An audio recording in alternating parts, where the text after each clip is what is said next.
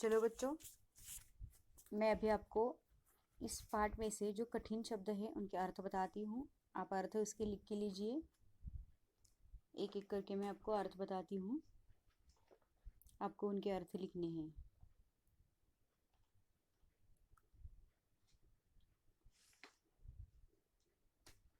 चलो, पहला वाला शब्द लिखिए।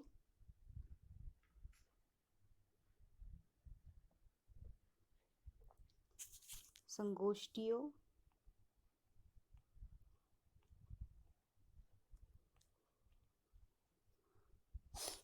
पहला वाला शब्द है संगोष्ठियों। उसका अर्थ है किसी विषय पर विशेषज्ञों का चर्चा सत्र।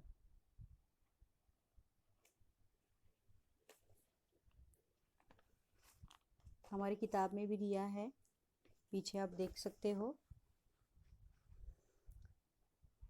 उसके बाद वाला शब्द है मुलाकात। मुलाकात का अर्थ है भेंट। इसके बाद वाला शब्द है मुलाकात। मुलाकात का अर्थ है भेंट। लिखना है आपको सबको, मैं बता रही हूँ, धीरे धीरे बता रही हूँ।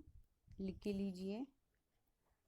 पाठ का नाम लिखकर नीचे कुछ कठिन शब्दों के अर्थ हैं, मैं बता रही हूँ आपको, वो आपको अपनी किताब में लिखनी है। पहला वाला मैंने बताया था संगोष्ठिया,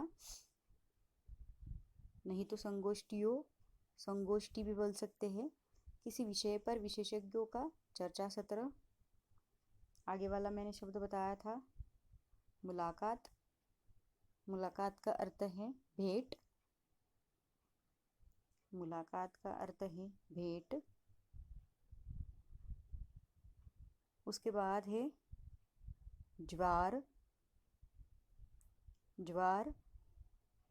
ज्वार का अर्थ है उफान। ज्वार का अर्थ है उफान।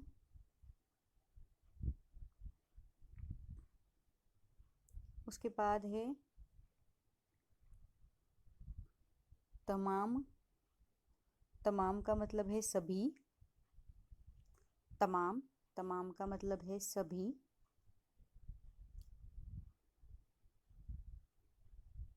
तमाम का मतलब है सभी।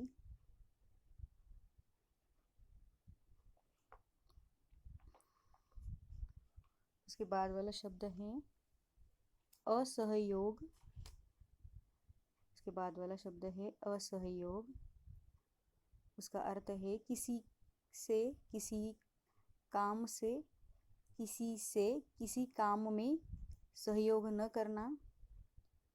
असहयोग का अर्थ है किसी से किसी काम में सहयोग न करना।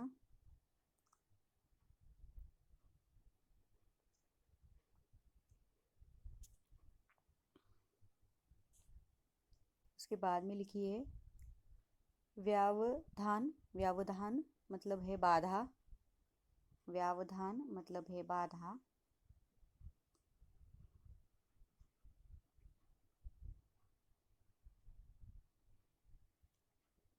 उसके बाद है तालीम।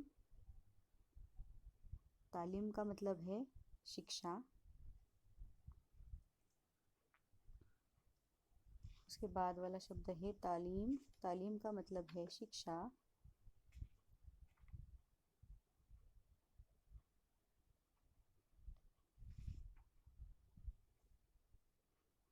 उसके बाद है नुस्खा। नुस्खा, उसका मतलब है उपाय। नुस्खे का मतलब है उपाय।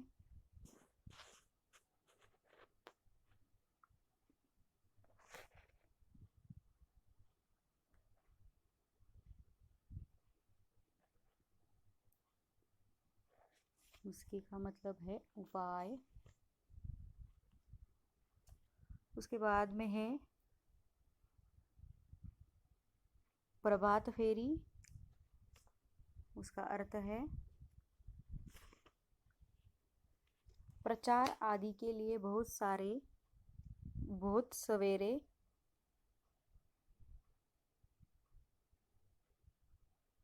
बहुत सवेरे दल बांधकर नारे लगाते हुए गांव शहर का चक्कर लगाना। प्रभात फेरी का अर्थ है प्रचार आदि के लिए बहुत सवेरे दल बांधकर नारे लगाते हुए एक शहर का चक्कर, गांव शहर का चक्कर लगाना।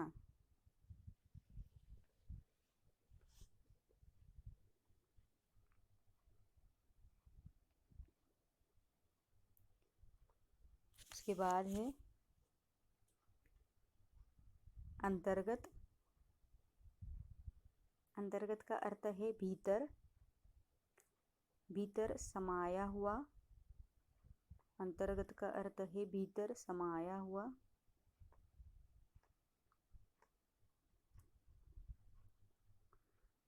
अंतर्गत का अर्थ है भीतर समाया हुआ।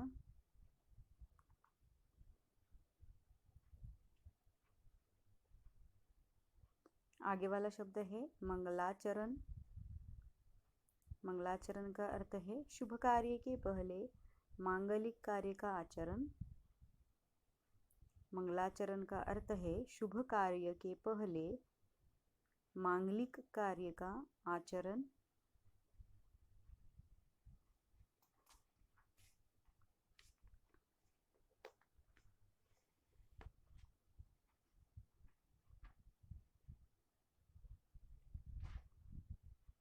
उसके बाद में लिखिए प्रवृत्ति। प्रवृत्ति का अर्थ है चित्त का किसी और लगाव। प्रवृत्ति का अर्थ है चित्त का किसी और लगाव।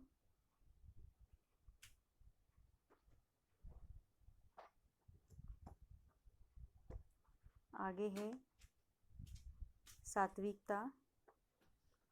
सात्विकता का मतलब है अच्छे गुण, अच्छे गुण।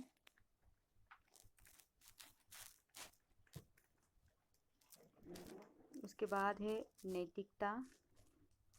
नैतिकता का मतलब है नीति। नैतिकता, आगे है नैतिकता। नैतिकता का अर्थ है नीति।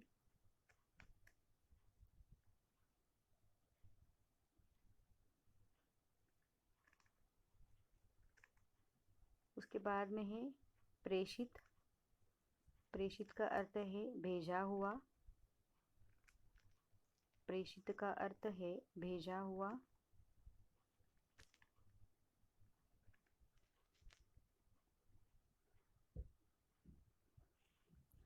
आगे है स्थिरता। उसका अर्थ है दृढ़ता। दृढ़ता नहीं तो टिकाव। दृढ़ता नहीं तो टिकाव। आगे वाला शब्द है अभाव।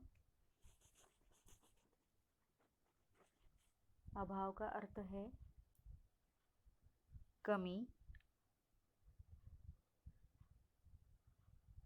अभाव का अर्थ है कमी। आगे वाला शब्द है चिंतन। चिंतन का अर्थ है ध्यान या विचार। चिंतन, चिंतन का अर्थ है ध्यान या विचार।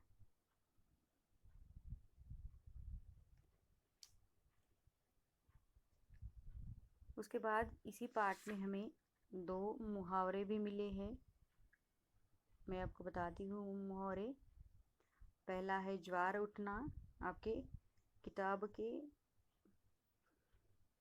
13वें पन्ने पे वो दिए गए मुहावरे हैं, देखिए आप। विचारों की हलचल। दूसरा मुहावरा है सकेत में आना। सकते में आना, उसका अर्थ है घबराना, अति भयभीत होना। सकते में आना उसका अर्थ है घबराना, अति भयभीत होना। इन मुहावरों का वाक्य में प्रयोग करके आपको अपनी किताब में लिखना है। चलिए, तो सबके मुहावरे लिख के हो गए हैं और कठिन शब्द के अर्थ भी लिख के हो गए हैं। तो सबसे पहले मैं इस पाठ के बारे में और कुछ आपको जानकारी बताती हूँ। जैसे कि ये पाठ जो है ये दो या दो से अधिक व्यक्तियों के बीच बातचीत एवं विचारों का आदान प्रदान मतलब साक्षात्कार कहलाने वाला पाठ है। इसमें एक व्यक्ति दूसरे व्यक्ति से प्रश्न पूछ रहा है और दूसरा व्यक्ति प्रश्नों के उत्तर दे रहा है। इस तरह का ये पाठ है। मधुबन इस साक्षात्कार के द्वारा लेखक अनुराग वर्मा जी ने हिंदी साहित्य के सुप्रसिद्ध लेखक जो है कवि डॉक्टर राम कुमार वर्मा जी जी का बहुत ही सरल एवं रोचक शब्दों में साक्षात्कार प्रस्तुत किया है। देखो, ये जो साक्षात्कार उन्होंने लिया है उसकी वजह है कि उन्होंने जो भी अच्छे कार्य किए हैं, हर एक कार्य में उनका जो प्रेम है, लगाव है, वो यहाँ पे हमें देखने के लिए मिलता है और इसी से हमें कुछ प्रेरणा मिलती है और ज्ञान मिलने की दृष्टि से ये साक्षात्कार लिया गया है। मैं उसका सारांश थोड़ा सा बताती हूँ पाठ का, उसके बाद हम पाठ की ओर चले जाएंगे। देखो, मधुबन यह एक साक्षात्कार है। इसमें लेखक अनुराग वर्मा जी ने डॉक्टर राम कुमार वर्मा जी से काव्य प्रेरणा, लौकिक पारलौकिक प्रेम व देश की राजनीतिक स्थिति आदि पर प्रश्न पूछे हैं। डॉक्टर वर्मा जी ने भी इन प्रश्नों के बहुत ही सरल शब्दों में उत्तर दिए हैं। डॉक्टर वर्मा प्रयाग स्टेशन में स्थित मधुबन में रहते थे। उनका साक्षात्कार लेने हेतु लेखक अनुराग जी ठीक 10 बजे उनके घर पर पधारे। करीबन 1 घंटे तक उन्होंने डॉक्टर वर्मा जी से वार्तालाप किया। इस साक्षात्कार में उन्होंने समझा कि डॉक्टर वर्मा जी ने सन 1921 में असहयोग आंदोलन में भाग लिया था, इसलिए उन्होंने स्कूल का त्याग किया था। फिर गांधी जी के आदेश का पालन करने हेतु वे आंदोलन में सम्मिलित हुए थे। उस वक्त वे सिर्फ 15 वर्ष के थे। वे राष्ट्रीय ध्वज लेकर प्रभात फेरी निकालते थे। उसी समय उन्होंने देश प्रेम की भावना व्यक्त करने वाली अपनी पहली कविता लिखी थी। हिंदी प्रेम के कारण वे मध्य प्रदेश से उत्तर प्रदेश में आ गए थे। वे प्रेम को एक प्राकृतिक प्रवृत्ति के रूप में स्वीकार करते हैं। सन 1926 में उनका विवाह हुआ था। स्वतंत्रता आंदोलन में सम्मिलित होने के बावजूद वे राजनीति से दूर रहे, क्योंकि राजनीति में जो अस्थिरता है वह उन्हें पसंद नहीं थी। इन्हीं साहित्यकार के रूप में साहित्य से ही लगाव था। मैंने आपको इस पाठ का जो सारांश है वो बताया है, तो आपको थोड़ा सा समझ में आ गया होगा इस पाठ में क्या क्या दिया गया है। अभी हम पाठ की ओर जाते हैं। चलो बच्चों, ध्यान दो। मैंने इस पाठ का परिचय भी करवाया है, आपसे करवा के दिया है। आपको गद्य संबंधी भी मैंने आपको बताया है। चलो पाठ की ओर चलते हैं हम। सुबह का समय था। मैं डॉक्टर राम कुमार वर्मा जी के प्रयाग स्टेशन स्थित निवास मधुबन की ओर पूरी रफ्तार से चला जा रहा था, क्योंकि 10 बजे उनसे मिलने का समय तय था। जहाँ पे वो राम कुमार वर्मा जी रहते थे, वहाँ पे उनका जो निवास स्थान है, वहाँ पे वो जाने के लिए तैयार होके जल्दी से बड़ी रफ्तार से तेज़ी से वो जा रहे थे, क्योंकि उन्हें 10 बजे उनके घर पहुँचना था और उनकी जो मुलाकात है, उनका जो इंटरव्यू है वो उन्हें लेना था। वैसे तो मैंने डॉक्टर साहब को विभिन्न उत्सवों, संगोष्ठियों एवं सम्मेलनों में देखा था। वह भी कह रहे हैं कि मैंने उनको तो ऐसे कुछ उत्सवों में और संगोष्ठियों के साथ सम्मेलन में उनको देखा था, परंतु इनके निकट से मुलाकात करने का यह मेरा पहला अवसर था। मतलब उनके साथ उनका इंटरव्यू लेने का इनका जो हमारे लेखक है उनका पहला ही समय था। मेरे दिमाग में विभिन्न विचारों का ज्वार उठ रहा था। यहाँ पे एक मुहावरा है ये, मेरे दिमाग में। आपको वाक्य में प्रयोग करने के लिए ये उपयुक्त सेंटेंस है, मतलब जो वाक्य दिया गया है, मेरे दिमाग में विभिन्न विचारों का ज्वार उठ रहा था। और अभी बता रहे हैं, जैसे कि देखो, हम जब कभी कोई जान पहचान वाला नहीं होते हैं, उनसे कभी बात नहीं करते हैं, तो उनके साथ जब हम मिलते हैं, उनके साथ बात करने से पहले वाले जो क्षण होते हैं वो इसी तरह से होते हैं, जैसे कि वो सामने वाले व्यक्ति कैसे होंगे, किस तरह से होंगे, उसी तरह लेखक के मन में यहाँ पे विचार आ रहे हैं। कैसे होंगे डॉक्टर साहब, कैसे व्यवहार होगा उस साहित्य मनीषी का आदि। वो अभी विचार करने लगे हैं कि वो कैसे बात करेंगे, कैसे बातचीत करते हैं, किस तरह से व्यवहार करते हैं। इन तमाम विचार उनके मन में आ रहे थे। इन तमाम उठते और बैठते विचारों को लिए मैंने उनके निवास स्थान मधुबन में प्रवेश किया। देखो, अभी उनको इंटरव्यू लेना है उनका, तो सबसे पहले उनके मन में जो सवाल आ रहे हैं वो दोहराते दोहराते उनके घर तक भी पहुंच गए हैं, और वही विचार लेके वो उनके घर के द्वार पे खड़े हो गए हैं। काफी साहस करके दरवाजे पर लगी घंटी बजाई। अभी देखो, वो वहां पे जा रहे हैं, इतने बड़े प्रसिद्ध लेखक है, तो उनके घर पे जाके उनका इंटरव्यू लेना है, मुलाकात लेनी है। तो वो अभी तैयार हो गए हैं, और उन्होंने बहुत ही साहस करके उनकी घर की जो घंटी है वो भी यहाँ पे बजाई है।